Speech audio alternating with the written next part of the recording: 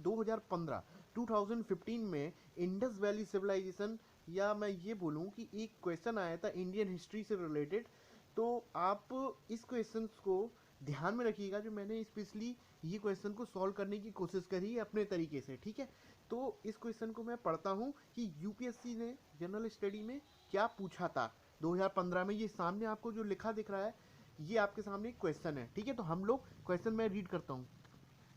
भारत की प्राचीन सभ्यता, भारत की प्राचीन सभ्यता, फिर बोलता है वो मिस्र यानी इजिप्ट, मेसोपोटामिया यानी कि इराक, और ग्रीस यानी सिकंदर का देश, ठीक है, यूनान सिकंदर का देश, ठीक है। इतना मैं सब कुछ धीरे धीरे एग्जाम्पल बोलता जा रहा हूँ कि, ठीक है। फिर से मैं पढ़ता हूँ, भारत की प्राचीन सभ्यता, मिस्र यानी मिस्र यानी इजिप्ट, मेसोपोटामिया यानी इराक, और ग्रीस यानी यूनान, प्लेटो, सिकंदर, अरस्तु, सुकरात वाला देश, और ठीक है, कि सभ्यताओं से इस बात में भिन्न है कि भारतीय उपमहाद्वीप की परंपराएं, कि भारत इस बात से भिन्न है कि भारतीय उपमहाद्वीप की परंपराएं आज तक भंग हुए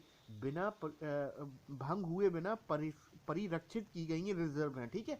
तो समझिएगा क्वेश्चन को, ठीक है। भारत की प्राचीन सभ्यताएं मेसोपोटामिया और ग्रीस की सभ्यताओं से इस बात में भिन्न है कि भारतीय उपमहाद्वीप, इंडियन सब कॉन्टिनेंट की परंपराएं आज तक भंग हुए बिना अभी तक जी रही हैं, बल्कि ये जो मिस्र की, मेसोपोटामिया की, ग्रीस की सभ्यताएं जो हैं, वो बिल्कुल की बिल्कुल जो उस समय गायब हो चुकी हैं, ठीक है। तो अब आप देखिएगा कि चार चीजें इधर से आपको मिल रही हैं। एक मिस्र मिल रहा है जिसको हम लोग इजिप्ट बोलते हैं, ठीक है। एक मिल रहा है आपका मेसोपोटामिया जो इराक के अंतर्गत आता है, ठीक है। यहाँ पर ही सुमेरियन सभ्यता थी, सुमेरियन कल्चर, ठीक है। और एक साइड है आपका ग्रीस, जो हम लोग बोलते हैं प्लेटो, अरस्तु, सुकरात, और सिकंदर। आपने यूनान का नाम सुना होगा, ठीक है, वही है, ये यूनान पुराना नाम है, ठीक है, यूनानी, ग्रीस। और एक साइड है आपका इंडिया। यानी कि चार चीजें जो हैं इस क्वेश्चन से कोरिलेट करके पूछी गई हैं। यानी कि इजिप्ट हो गया, मेसोपोटामिया हो गया, ग्रीस हो गया, कि उस समय आज से सालों, हजारों सालों पहले, हजार साल पहले जो सभ्यताएं जो चल रही थी, और उसके समकालीन इंडिया में कौन सी सभ्यता चल रही थी आज से 5000 साल पहले। इसका एग्जाम्पल हम बोल सकते हैं सिंधु घाटी की सभ्यता जो थी, इजिप्ट की और मेसोपोटामिया की सभ्यता के कंटेम्प्रेरी थी, समकालीन थी। ये मैंने सिर्फ आपको इतना बताने की कोशिश करी, ठीक है। तो आप ये समझिएगा, वो यही चीज बोलना चाह रहा था, वो बोलना चाह रहा है कि भारत की जितनी भी सभ्यताएं हैं प्राचीन, वो सभ्यताएं आज तक अभी तक जी रही हैं। बल्कि उसी समय जो भारत की सभ्यता जो चल रही थी, उस समय की मिस्र में, मेसोपोटामिया, ग्रीस की सभ्यताएं जो इंडिया के कंटेम्प्रेरी सभ्यताएं थी, उनकी बातें जो होती हैं प्रेजेंट में लुप्त हो चुकी हैं। समय के साथ साथ भारत की सभ्यताएं जी रही हैं, उसकी कुछ बातें अभी तक हैं, लेकिन इन सब की बातें अब नहीं देखने को मिल रही हैं, ठीक है। तो अब मैं आपको सामने बोलता हूँ चार चीजें, इंडिया, इजिप्ट, मेसोपोटामिया, ग्रीस, ये हमारी जो है ओल्डेस्ट सिविलाइजेशन, ठीक है, ओल्डेस्ट सिविलाइजेशन। अब आप समझिएगा, इन्होंने इंडिया को लिंक किया है इजिप्ट से और मेसोपोटामिया से। तो अगर बच्चों आज से मैं 5000 साल पहले की बात करूं, या 26-2700 BC, यानी ऑलमोस्ट 5000 साल पहले, तो 5000 साल पहले वर्ल्ड में कुछ ऐसी सभ्यताएं थीं, जैसे कि इजिप्ट की, दूसरी मेसोपोटामिया की, और ग्रीस की सभ्यताएं, ठीक है। उसी समय उसके कंटेम्प्रेरी भारत में कौन सी सभ्यता चल रही थी? वो चल रही थी सिंधु घाटी की सभ्यता, ठीक है, सिंधु घाटी की सभ्यता चल रही थी। ध्यान में रखिएगा, इतनी बात मैंने बोल दी। अब हम लोग नेक्स्ट स्लाइड में जाते हैं। अब देखिएगा, मैं जो बोलना चाह रहा हूं, थोड़ा सा इजिप्ट के बारे में देखिए, जो कि हमने बोला ओल्डेस्ट सिविलाइजेशन है इजिप्ट यानी मिस्र, ठीक है, ये बोला है। मिस्र में बच्चों अगर आज से 5000 साल पहले की बात करता हूं मैं, ठीक है, तो मिस्र में पिरामिड बहुत बनाए जाते थे, ठीक है। मिस्र में पिरामिड बनाने की एक परंपरा चलती थी, जो कि प्रेजेंट टाइम में अब नहीं चलती है, ठीक है, जिन्हें हम लोग ममीज के नाम से जानते हैं। इसको मैं थोड़ा ऐसे एक्सप्लेन करूंगा। मिस्र में पिरामिड बनाने की परंपरा तो चलती थी, उसके साथ साथ ममीज भी एक वर्ड यूज होता था। अब मैं यहाँ पे ये बोलना चाहूँगा, ममीज क्या है। बच्चों जनरली क्या होता है, ये ममीज वर्ड जो होता है मिस्र के साथ जुड़ा हुआ है, ठीक है, और पिरामिड भी मिस्र के साथ ही जुड़ा हुआ है। ममीज और पिरामिड दोनों के दोनों इजिप्ट यानी मिस्र से जुड़े हुए हैं। ये दोनों सारी चीजें जो थी आपकी इजिप्ट में ही स्टार्ट हुई थी, ठीक है। अब बात आती है ममीज। देखो जनरली हम बोलते हैं कि ममीज को हमने इजिप्ट से मिस्र से लिंक किया है, लेकिन अगर आप देखोगे ममी जो होता है ना, एक अरेबियन बर्ड से भी इसका लिंक निकाला जाता है। अरेबियन बर्ड में ममीज को ममिया ममिया टाइप बोला जाता है। इसका मतलब ये होता है जब कोई इंसान मर जाता है, जब कोई इंसान मर जाता है तो उसकी डेड बॉडी को नमी से बचाने के लिए, उसकी डेड बॉडी को नमी से बचाने के लिए ऑयल, तेल, मसाज जो भी किया जाता है, उसको लपेट कर उसके ऊपर कपड़ा चढ़ा के जो बॉडी जो संरक्षित आगे सालों के लिए संरक्षित करके रखी जाती थी, उसको बिल्कुल संदूक में बंद करके रख दिया जाता था, वो आपकी ममीज कहलाती थी, ठीक है। अब बात आती है ये ममीज का क्या रोल है। ये आप देखो, मैं बता रहा हूँ, ये देखिए ये जो है आपकी ममीज है, ये जो है ममीज है। अब बात आती है ये ममीज बनी कैसे। मान लिया जाए मैंने ममीज को बोला बोला ममिया से मिलता जुलता शब्द है, अरेबियन वर्ड है ममिया, ठीक है। और फिर क्या होता है वो, जब बॉडी मर जाती है, जब कोई इंसान मर जाता है, नमी से बचाने के लिए उस पर जो प्रोसेस की जाती है, उसको बचा के संरक्षित किया जाता है, वो ममीज होती हैं। अब देखिए कैसे इनको बचाया जाता है। ये जैसे कोई इंसान मर गया, तो होता क्या था कि जब कोई इंसान मर जाता है, ठीक है, तो उसमें क्या होता है, उसमें नमी रहती है। तो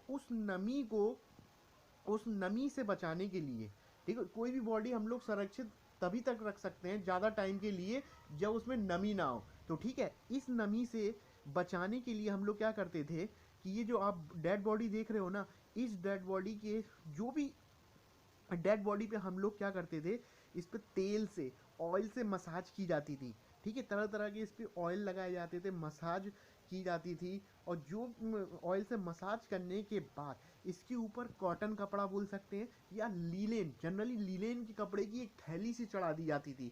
और साथ में इसमें लकड़ी जो होती वो यूज़ की जाती थी। बिल्कुल इस डेड बॉडी को ऐसे पैक कर दिया जाता था, बिल्कुल बिल्कुल टाइट पैक कर दिया जाता था।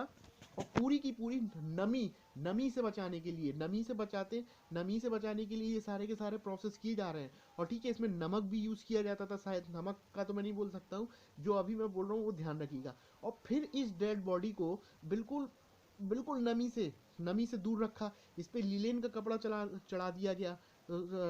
हम लोग सूती ही बोल सकते हैं, वैसे लीलेन यूज होता था, ठीक है। और फिर इसका जो मुंह जो होता है ना फेस पर, एक मुखौटा चिपका दिया जाता था, इस पे एक मुखौटा लगा दिया जाता था, ठीक है। अब पूरी की पूरी बॉडी इस तरीके से बैलेंस फिक्स्ड हो जाती थी कि इसमें नमी जो होती थी जा ही नहीं सकती थी। ये इस तरीके से पूरा एक प्रोसेस होता था।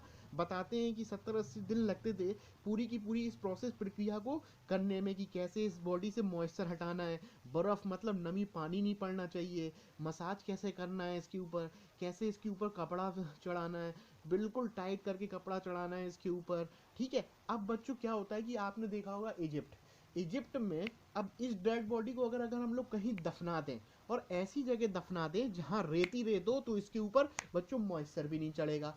तो एक बात ये भी समझ में आती है कि इजिप्ट में जितने भी आप देखोगे पिरामिड, आपको रेतीली जगह पे मिलेंगे। और ये पिरामिड जो है ना, इसी पिरामिड के अंदर इन मम्मी को सुरक्षित करके दफना दिया जाता था।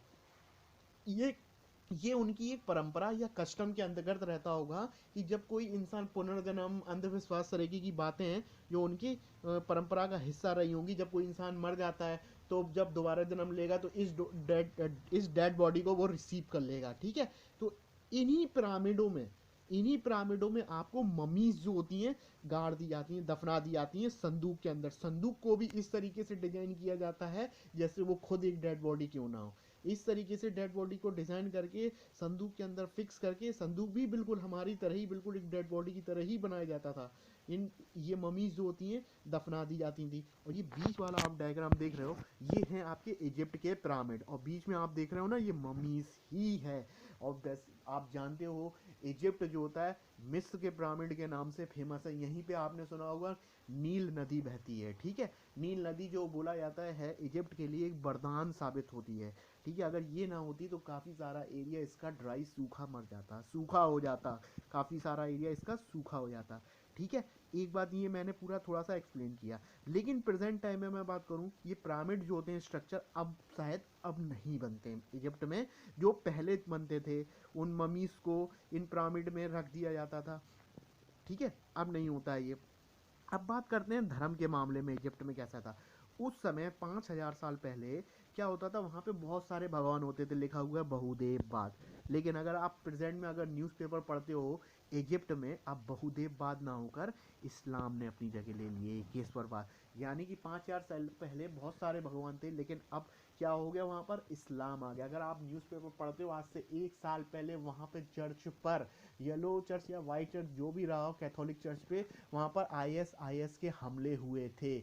ठीक है, ध्यान में रखिएगा, ये मैंने जो बोली है, वहाँ पर जो भी धर्म रहा हो, लेकिन आज वहाँ पर इस्लाम है, और वो आज एक आतंकवाद से ग्रसित देश हो चुका है इजिप्ट। ठीक है, ध्यान में रखिए, और आईएसआईएस का इफेक्ट है।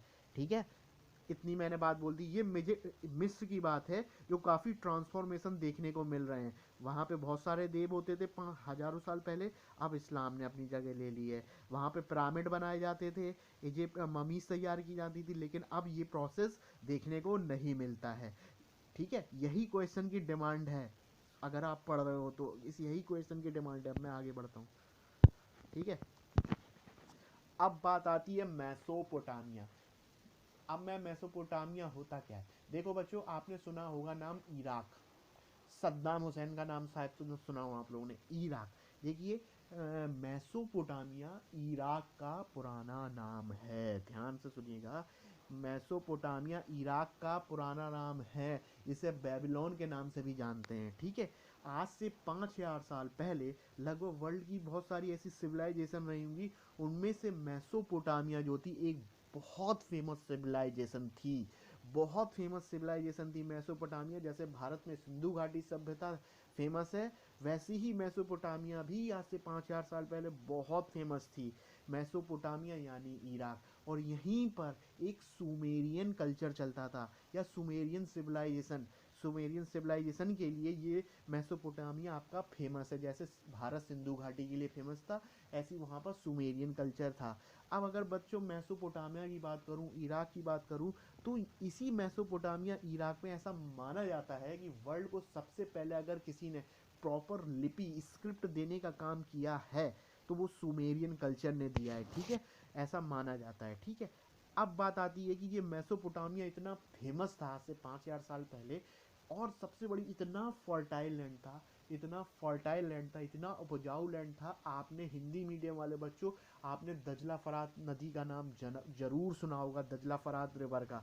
वो यही मेसोपोटामिया में सुमेरियन कल्चर के आसपास ही बहती थी, जिसको हम लोग इंग्लिश में टिग्रिस बोलते हैं, टिग्रिस और यूफ्रेटिस रिवर बोलते हैं। ध्यान में से ध्यान दीजिएगा, ये मैप में दिखा रहा हूँ, ये देखो, ये मैं जिसको अंडरलाइन करूंगा, इधर ही आप ध्यान से देखोगे, यही वो फर्टाइल लैंड है। इसी के आसपास आपकी दजला फरात टिग्रिस यूफ्रेटिस रिवर बहती है, जो इस मेसोपोटामिया सुमेरियन कल्चर को उपजाऊ बनाती है, जो इसकी एक रेवेन्यू का एक बहुत बड़ा सोर्स है।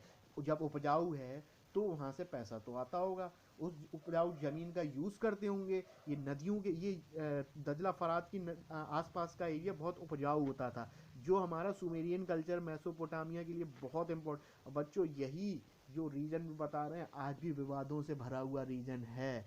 ठीक है, आज भी ये रीजन जो होता है बहुत प्रेजेंट में, जो सुन्नी सिया की लड़ाई, आईएसआईएस वाली प्रॉब्लम जो चल रही है इराक में, पेट्रोल वर्ट्रेन, यहाँ से आप लिंक करोगे ना, जब हम लोग करंट पढ़ेंगे तो ये चीज़ें आपकी समझ में आएंगी कि आज तक ये 5 से 5,000 साल पहले ये उपजाऊ था दजला फरात, और आज भी वो चीज़ उपजाऊ है। और लेकिन आज ये बेल्ट जो देख रहे हो, यहाँ पर क्या बोलते हैं, आईएसआईएस फैल चुका है यहाँ पर इराक में।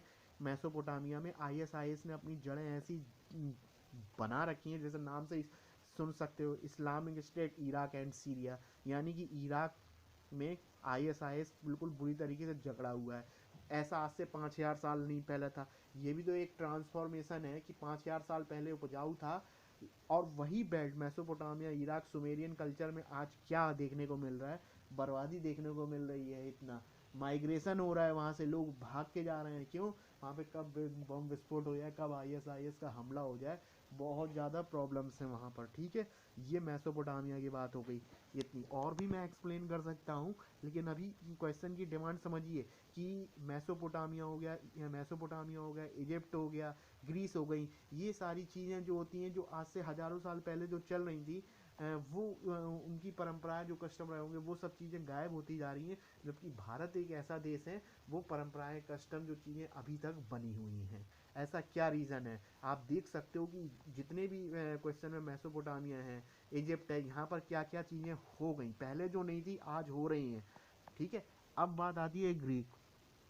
अब देखिए, ग्रीक, ग्रीक यानी ग्रीस यानी यूनान, सिकंदर, प्लेटो, अरस्तु, सुकरात वाला। ठीक है, एथेंस, यहाँ पर ओलंपिक हुए थे, यूनान। ठीक है, ध्यान में रखिए। यहाँ पर आज से हम लोग सालों, 3000 साल पहले, 4000 साल पहले की, जब ईसाई क्रिश्चियनिटी नहीं आई थी, तो इधर पर ग्रीक में आपका जो भी धर्म रहा हो, जो भी धर्म रहा हो, ठीक है, वहाँ पे न्यूस और पैसिडोन कोई भगवान रहा करते थे, यानी कि एक नहीं, दो दो, तीन तीन भगवान वहाँ पे रहते थे। ठीक है, यानी कि बहुदेव, यानी कि मल्टी, यानी कि दो तीन भगवान से ज़्यादा भगवान पूजे जाते थे।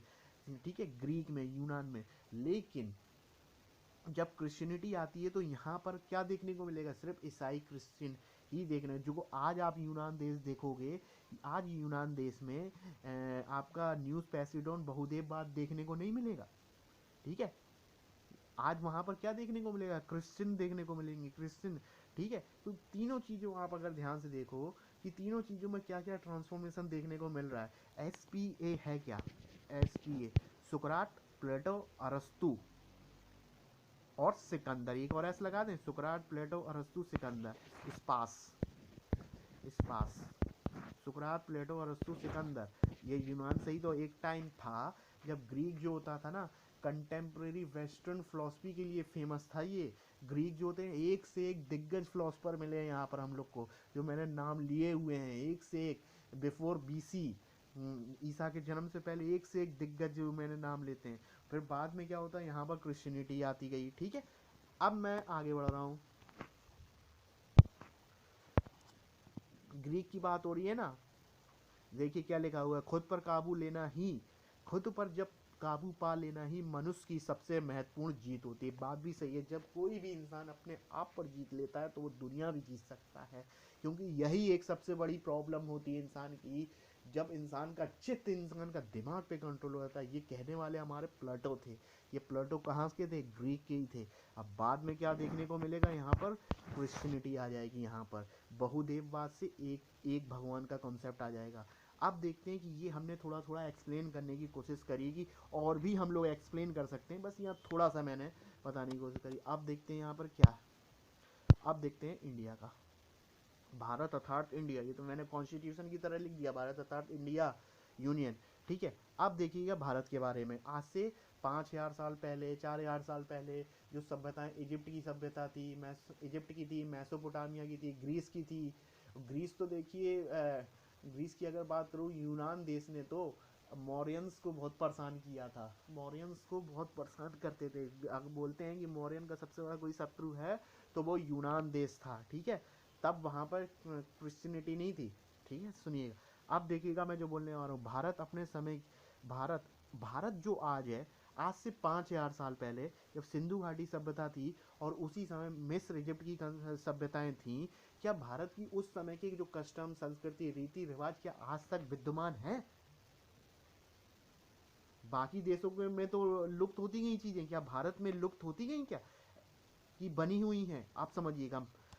ठीक है, अब सुनेगा। 5000 साल पहले एक हमने चैप्टर पढ़ा था, 2700 BC के आसपास, 2526, जिसको हम लोग बोलते हैं हड़प्पा संस्कृति। ठीक है, या हड़प्पा सभ्यता बोलते हैं हम लोग, हड़प्पा सिविलाइजेशन। अगर बच्चों, अगर आपने एनसीईआरटी फॉलो करी है, तो मैं एनसीईआरटी ही बोलूँगा, इंग्लिश वाली। तो जब आप एनसीईआरटी फॉलो करोगे, तो इंडस वैली सिविलाइजेशन के चैप्टर में आपको एक लिंग मिला हुआ दिखाई देगा, जो कि बाद में शिवलिंग से जुड़ गया। ध्यान से रखिएगा, जो बाद में शिवलिंग से जुड़ गया। शिवलिंग यानी कि भोले बाबा। दीवारों पे लिंग होने की बहुत सारे हमें चित्र मिले थे इंडस वैली सिविलाइजेशन वाले चैप्टर में, और यहाँ पर हम लोग को लिंग लिंग जो मिला है बाद में शिवलिंग में हो जाता है, यानी कि भोले बाबा की पूजा से जुड़ गया। ठीक है, जो आज तक भोले बाबा की पूजा नहीं कर रहे हैं क्या हम लोग, 5,000 साल पुरानी बात हम लोग नहीं कर रहे हैं, कर रहे हैं। अगर आप फिर से अगर इंग्लिश मीडियम वाली बुक अगर एनसीईआरटी फॉलो करते हो तो वहाँ पर आपको स्वास्तिक भी मिलेगा, जो मैंने अंडरलाइन किया। स्वास्तिक आज से 5,000 साल पहले ऐसा माना जाता है, जो स्वास्तिक जो चिन्ह जो होता है ना, वो सिंधु घाटी सभ्यता के लोगों ने या हड़प्पा सभ्यता के लोगों ने ही डेवलप किया। और आप जानते हो स्वास्तिक का मतलब सूर्य पूजा से लगाया जाता है। क्या आज हम लोग सूर्य की पूजा नहीं करते हैं क्या? क्या हम लोग स्वास्तिक की पूजा नहीं करते हैं? दिवाली की पूजा जब होती है हम लोग स्वास्तिक बनाए हुए ना पूरी होती ही नहीं है। शुभ लाभ जब लिखा जाता है तो स्वास्तिक तो बनाया ही जाता है। ठीक है, और स्वास्तिक यानी सूर्य पूजा, और सूर्य पूजा तो आज तक विद्यमान है, सूर्य पूजा भी बोल सकते हैं, स्वास्तिक, ये दोनों आज तक जीवित हैं और चले हुए आ रहे हैं। क्या अब इंडस वैली सिविलाइजेशन में हम लोग को बरगद के पेड़ की पूजा करती हुई दिखाई गई है, यानी कि वहाँ के लोग नेचर को पूजते थे, बरगद पेड़ को। क्या आज हम लोग पेड़ों की पूजा नहीं करते? आज भी हम लोग धागा नहीं मानते क्या? सभ्यताएं, कल्चर, संस्कृति अभी तक नहीं चली हुई आ रही हैं, चली हुई आ रही हैं।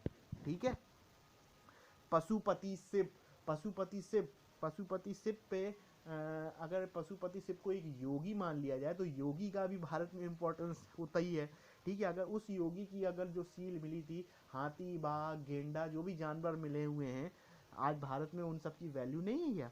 ठीक है, आप समझिएगा, इतनी मैंने बात करी गई है। पशुपति शिव की जो बात हो रही है, हाथी बाघ, हाथी बाघ, हाथी तो आप समझ सकते हो वर्ल्ड हेरिटेज है। बाघ जो है आपका नेशनल वो है, एनिमल माना जाता है। ये सब चीज़ें जो भारत ने सब संजो के रखी हैं, जो हमारे इंडस वैली सिविलाइजेशन में देखो बाघ वहाँ पे मिला हुआ है सील पर, तो क्या बाघ ने उसको नेशनल एनिमल नहीं बनाया? बनाया। हाथी की वैल्यू नहीं है? सब चीज़ें देखो भारत की हम लोग अभी तक यूज़ कर रहे हैं, वो जो 5,000 साल पुरानी। आप समझिएगा, जब हम लोग सिंधु घाटी की सभ्यता वाला या हम लोग हड़प्पा सिविलाइजेशन पढ़ लेते हैं, एक चैप्टर आता था हम लोग जब आर्यंस आते थे, और जब हम लोग ऋग्वेद, यजुर्वेद, सामवेद, अथर्ववेद की बात करते थे, तो वो उस चैप्टर में हमने ये देखा था कि वैदिक कल्चर की सोसाइटी के लोग प्रकृति की पूजा बहुत करते थे। ठीक है, हमने बोला था इंद्र की पूजा, इंद्र तो भगवान से भी हो सकते हैं, बरसात के देवता भी हो सकते हैं, और लड़ाई वाले भी हो सकते हैं। ठीक है, आप समझिएगा, आग की क्या हम लोग पूजा नहीं करते थे? आग की पूजा करते थे ना, जो आहुति हम लोगों ने चढ़ा दी वो भगवान को जाके मिल जाती थी। आग, अग्नि देवता के बारे में यही बोला जाता था, यानी कि हमारे और भगवान जो ऊपर बैठा हुआ है उसके बीच में मीडियम का काम किसने किया? अग्नि ने। अग्नि जो हम लोगों ने आहुति दे दी वो उड़ के भगवान के पास पहुंच गई, और हमारा मैसेज भगवान तक पहुंच गया कि हमें क्या चाहिए क्या नहीं चाहिए। एक जनरली एक बात बता रहा हूँ मैं, पेड़ की पूजा नहीं होती है, सोमरस नहीं पीते थे हम लोग। हम लोग वैदिक वाले चैप्टर में चंद्रमा की पूजा नहीं करते थे, इंद्र की पूजा नहीं करते थे, वरुण की पूजा नहीं करते थे। क्या आज आप बताओ चंद्रमा की पूजा नहीं होती है क्या? इंद्र की पूजा नहीं होती है? आग की पूजा भारत में नहीं होती है? वरुण की पूजा नहीं होती? ये सारे के सारे देवता आज तक फॉलो हो रहे हैं, जो कि वैदिक सोसाइटी में हम लोग को देखने को मिल रहे हैं। अब आप बताओ, जब ऋग्वेद, यजुर्वेद, सामवेद, अथर्ववेद ये वेद आए थे, तो जो ऋग्वेद लिखा गया था, ऋग्वेद के मंडल जो होते हैं उसमें हम लोगों ने गायत्री मंत्र की बात करी थी। गायत्री मंत्र सबसे पहले ऋग्वेद में बोला गया था। क्या अब आप बताओ गायत्री मंत्र क्या भारत में नहीं यूज होता है? ओम भूर्भुवस्सुः तत्सवितुर्वरेण्यम क्या यूज नहीं होता है?